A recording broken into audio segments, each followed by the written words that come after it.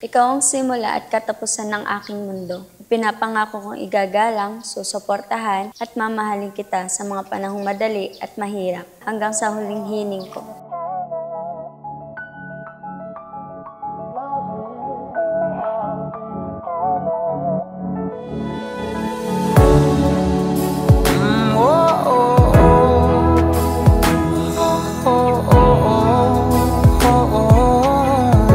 Nakakagulat. Natandaan ko, first kiss talaga namin yung isa't isa ng kinder. Yung laro ng nanay tatay. Bahay-bahayan. Ikaw ang pahinga ko, mahal. Bata pa lang po kami, pagpapasok, sabay po kami, hawak kamay. Kung wala susundo, kami lang po lagi magkasabay. Siya lang po talaga naging kalaro ko nung bata pa ako. Babalik pa rin sa atin, kahit di mo ko hanapin, magpapalipin lang sa'yo. Pinapawi mo ang uhaw ng aking puso. Ikaw ang aking liwanag sa pinakamadilim na araw. Nangangako akong maging iyong sandalan, iyong kaibigan at iyong mahal, ngayon at sa lahat ng araw ng ating buhay. Isa lang ang hinahanap. Totoo, ang pag-aasawa ay isang malaking adventure sa buhay.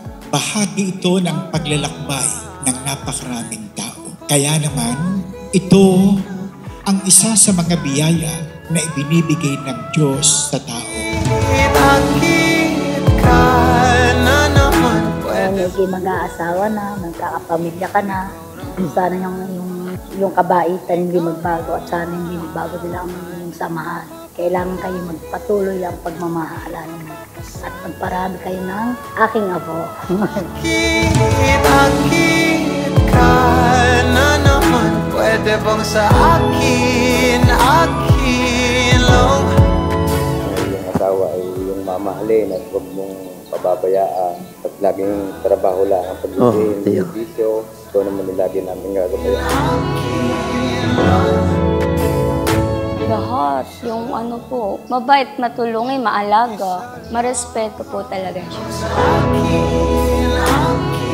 Tunay kang masaya. Like, ang tagal mo na kasi hinihintay ito yung lalaking aalagaan ka. Ang hinahanap ko,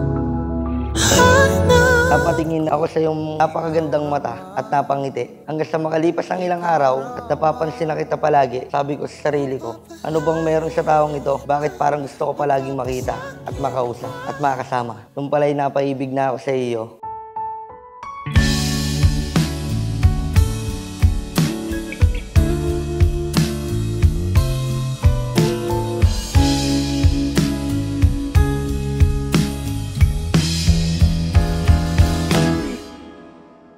Tumatalo ng puso, sa tuwa ay patungong langit na ata. Halata ko din naman po sa kanya na hindi siya sa babae. Yung sabi ko hindi na ako magmamahal ulit dahil dala na nga. Ayun, sumubok ulit ako sa kanya. Hindi naman ako nabigo. Handahan hanggang di mo mamalayang ako na pala. Madami akong dapat pasalamatan sa'yo. Di lang dahil sa pagpapalaki mo. Kasi naging mabuti kang ina kahit nagka-problema dahil dumating tayo sa ganitong sitwasyon. Ikaw ang pinaka the best na nanay. Kilay rosas na pula. Nagsabi agad ako sa'yo ng aking nararamdaman at inamin na may gusto ako sa iyo. Nagsabi na kung pwede bang manligaw. At ang sagot mo sa akin ay iyong pag-iisipan. Makalipas ang ilang araw at inungkat ko ulit sa'yo kung pwede bang manligaw. Sagot mo sa akin, oo, pagbutihin mo ha.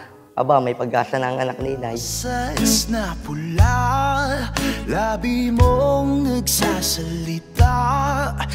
Ipinapangako kong maging tapat at totoo sa'yo sa mga panahong ikaw ay nasa ilaw at sa dilim sa mga panahong ikaw ay malakas at mahina. Sa pag-iisa ng ating mga puso, nangangako akong maging iyong lakas sa kahinaan, iyong sigla sa kulungkutan at iyong kasama sa bawat pakikipagsapalaran.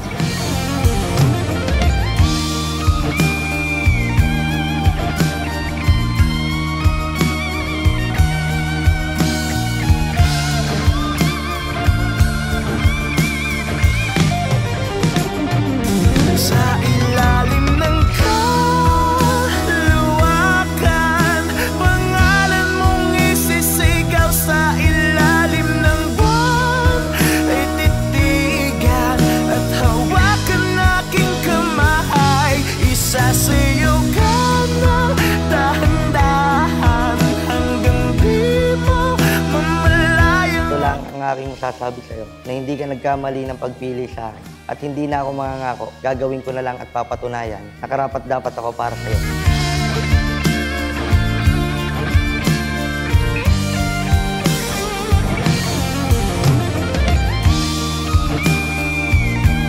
Mahal, pasalamat ako dahil ikaw yung mapapangasawa ko. Salamat dahil nandiyan ka palagi. Pinapangako ko lang sa'yo na alagaan kita at sasamahan kita sa hirap at ginawa. I love you, mahal. Sa ilalim ng kaluwakan, pangalan mong isisigaw sa ilalim ng buwan ay titigan at hawakan natin. Mahal, pinapangako ko naman na kahit baligalig ako, magiging tapat ako sa'yo at totoo. Kung ano man yung naranasan natin dati o hindi tayo pagkakaintindihan bago ito. Natuto naman tayo sa mga bagay na alam nating hindi makakaganda ulit sa buhay natin. Tayo magsasama na kaya ipinapangako ko hindi na ako maglilihim. I love you.